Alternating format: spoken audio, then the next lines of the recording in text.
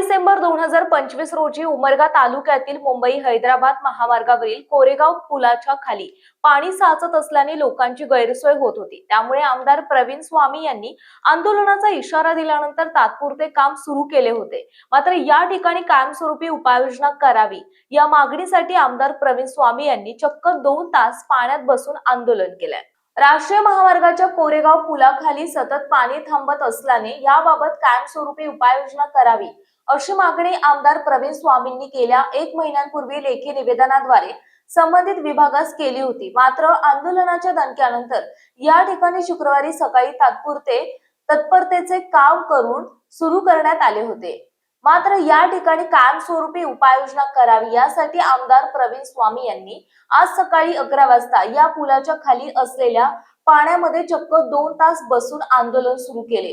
कायमस्वरूपी उपाययोजना केल्याशिवाय उठणार नाही अशी ताठर भूमिका घेतल्यानंतर संबंधित कंत्राटदार आणि अधिकारी यांनी याबाबत नरमाईची भूमिका घेत 1 तासात या ठिकाणी सिमेंट कॉन्क्रीटचे काम सुरू करू आणि 2 दिवसात हे काम पूर्ण करून पाण्याचा निचरा करण्यात येईल असे लेखी आश्वासन दिल्यानंतर हे आंदोलन मागे घेण्यात आले। यावेळी शिवसेना युवा नेते डॉक्टर अजिंक्य बापू पाटील, सुधाकर पाटील, विजयकुमार नागणे, रणधीर पवार, अप्पाराव गायकवाड, प्राध्यापक डी.के. माने, विजयकुमार तळभोगे, धीरज बेळकर, सनी पाटील, मनसे तालुका प्रमुख हरिभाऊ जाधव, हणमंत सुरवसे, बालाजी मिरकले, राम शिंदे, मुन्ना पाटील, बाळू शिंदे, बाळू परांडे, दत्ता शिंदे आदी शेतकरी आणि शिवसेना कार्यकर्ते सहभागी झाले होते।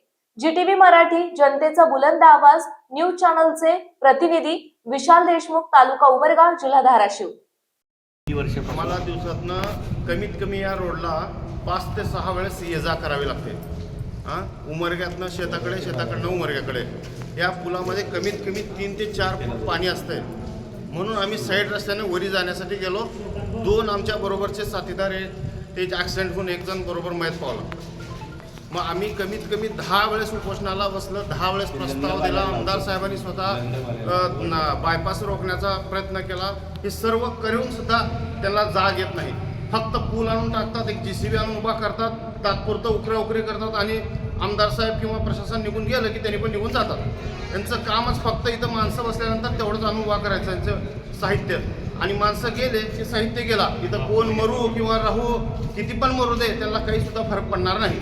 तुम्ही इथं दिवसभर पण बसा, त्यांनी आणखी पण काय हालायला तयार असत नाही। इथं साधं कोण येत सुद्धा नाही, कोणता अधिकारी येणार नाही, कोणता कर्मचारी येणार नाही ना कोणता काही, फक्त ह्यानं तिच्यावरती चाल टाकल, त्यानं तिच्यावरती टाकलेलं साहित्य सुद्धा कालपासून गायब आहे। तिथं पूल टाकले होते 2 तुम्हाला जाण्यासाठी, म्हणून ते पूल सुद्धा गायब आहे तिथं टाकलेल्या नळ्या। मग आम्ही शेतकऱ्याने करायचं काय?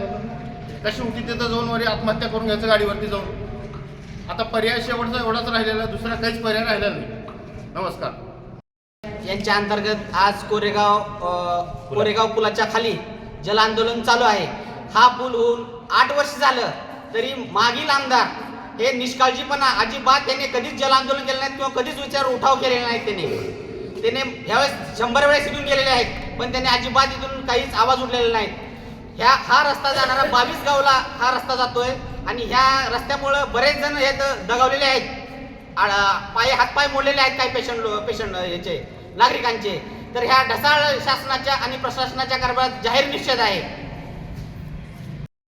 राष्ट्रीय महामार्ग क्रमांक 65 उमरगा ते कोरेगाव पुढील एक 22 गावं, त्याच्या अंतर्गत त्या राष्ट्रीय महामार्गावर एक पूल आहे, कोरेगाव पूल त्याला आपण म्हणतो।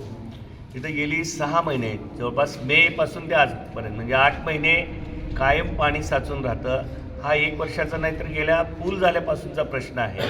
NHAIच्या अधिकाऱ्यांना वारंवार सांगून हा प्रश्न त्यांनी मिटवला नाही, पुलाची दुरुस्ती केली नाही किंवा कोणत्याही उपाययोजना केल्या नाहीत। त्यांना या अगोदर आम्ही 6 महिन्यापूर्वी प्रकल्प संचालक कासार यांना बोलावून ही सगळी परिस्थिती दाखवलेली होती। त्यांनी 1 महिन्यात आपण ही सगळी दुरुस्ती करू असं सांगितलं होतं, परंतु त्यांनी कसलीही उपाययोजना न केल्यामुळं आज आम्ही या ठिकाणी पुलाच्या खाली पाण्यात बसून आमचे पदाधिकारी आणि पलीकडे जाणाऱ्या ग्रामस्थांसह आंदोलन करीत आहोत। त्यांच्या गाड्या येऊन काम सुरू होईपर्यंत आम्ही या ठिकाणाहून उठणार नाही।